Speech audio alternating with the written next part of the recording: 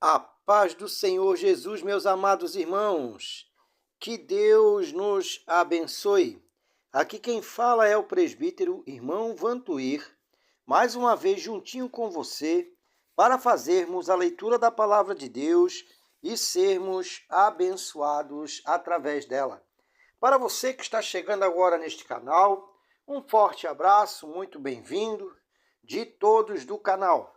Saiba que você agora faz parte de um círculo de oração poderosíssimo, do qual nosso Senhor e Salvador Jesus Cristo é o cabeça.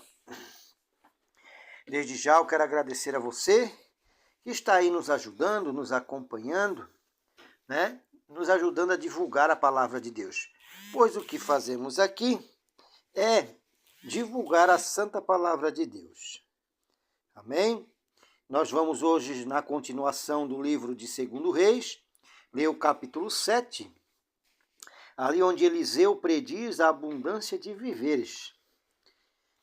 Capítulo 7 de 2 Reis. Então disse Eliseu: ouve a palavra do Senhor. Assim diz o Senhor: amanhã, quase a este tempo, uma medida de farinha haverá por um ciclo, e 2 medidas de cevada por um ciclo, à porta de Samaria. Porém, um capitão em cuja mão o rei se encostava, respondeu ao homem de Deus e disse: eis que ainda que o Senhor fizesse janelas no céu, poder-se-ia fazer isso? E ele disse: eis que o verás com teus olhos, porém daí não comerás. O quarto homem leproso estava à entrada da porta, os quais disseram uns aos outros: para que estaremos nós aqui até morremos? E dissemos: entremos na cidade, há fome na cidade, e morreremos aí. E se ficarmos aqui, também morreremos. Vamos nós, pois, agora, e demos conosco no arraial dos sírios. Se nos deixarem viver, viveremos.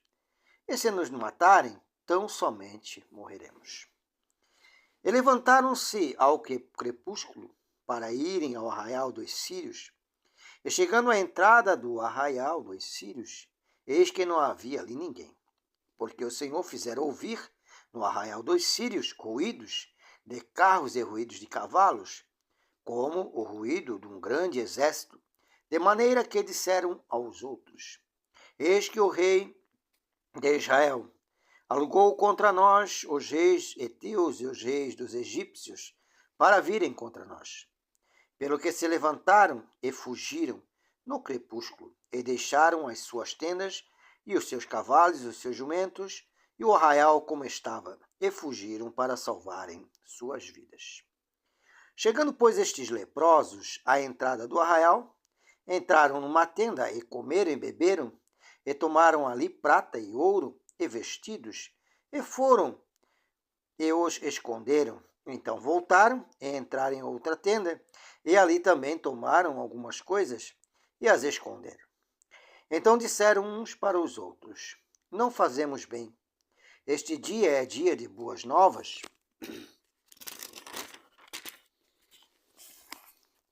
E nos calamos.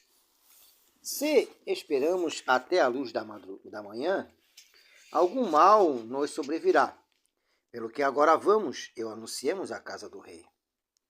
Vieram, pois, e bradaram aos porteiros da cidade, e lhe anunciaram, dizendo: fomos ao arraial dos sírios, e eis que lá não havia ninguém, nem voz de homem, porém só cavalos atados e jumentos atados, e as tendas como estavam dantes. E chamaram os porteiros, e estes anunciaram dentro da casa do rei. E o rei levantou de noite e disse aos seus servos: agora vós farei saber o que é que os sírios nos fizeram. Bem sabem eles que esfaimados estamos, pelo que saíram do arraial. Esconderam-se pelo campo, dizendo: quando saírem da cidade, então os tomaremos vivos e entraremos na cidade. Então um dos seus servos respondeu e disse: tomem-se, pois, 5 dos cavalos do resto que ficou aqui dentro. Eis que são como toda a multidão dos israelitas que ficaram aqui de resto.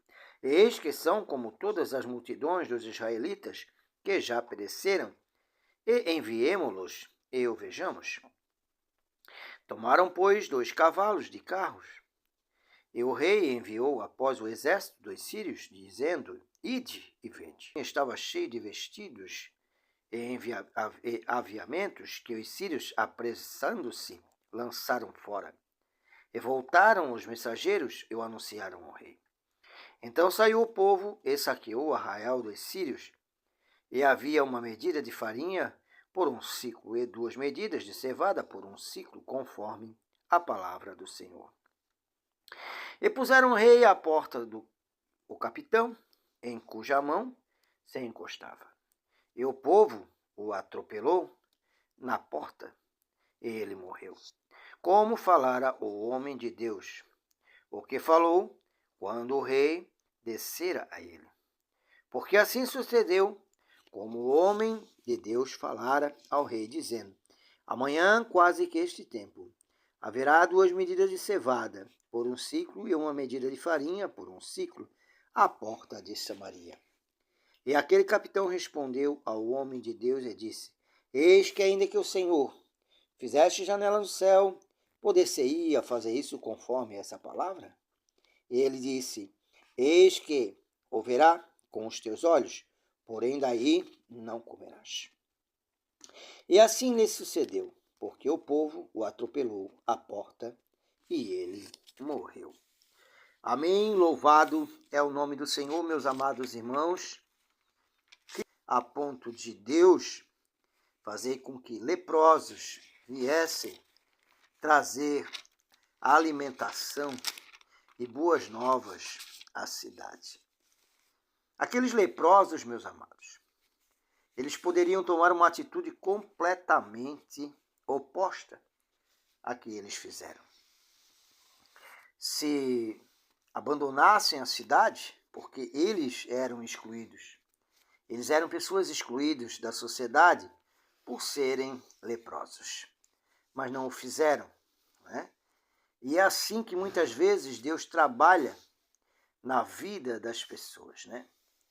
Quando muitas vezes olhamos pessoas, né, enfermas, pessoas com problemas sérios, e muitas vezes muitos de nós acabam menosprezando: é um pobre, é um enfermo, é um doente, não tem como fazer nada por mim, não tem como me ajudar.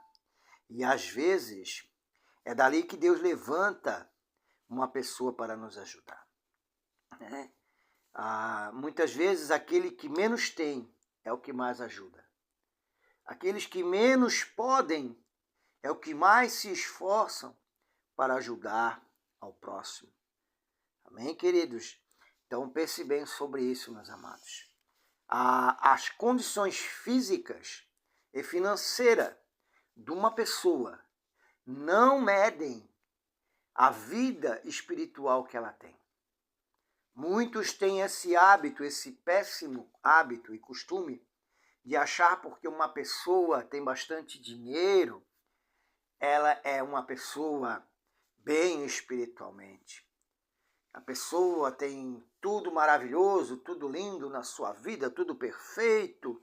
A sua vida espiritual parece uma bênção. E nem sempre é assim. Nem sempre é assim. Muitas vezes, numa casa de palha, uma casinha de barro, das mais humildes, onde mora uma senhora, onde mora uma pequena família, ali o lar é cheio da presença, é cheio da bênção de Deus, cheio da espiritualidade. Muitas vezes lhes faltam os recursos físicos, mas eles são abundantes em presença de Deus. Muitas vezes, os que menos têm é o que mais procuram ajudar, oram, jejuam, buscam pela vida do próximo. Amém, queridos? Louvado é o nome do Senhor. Vou parar por aqui, para que não fique muito longo. Há muito a se falar. Esse texto aqui tem uma riqueza profunda de ensinamentos para as nossas vidas. Teria muito o que falar sobre isso. Mas vamos fazer a oração da fé.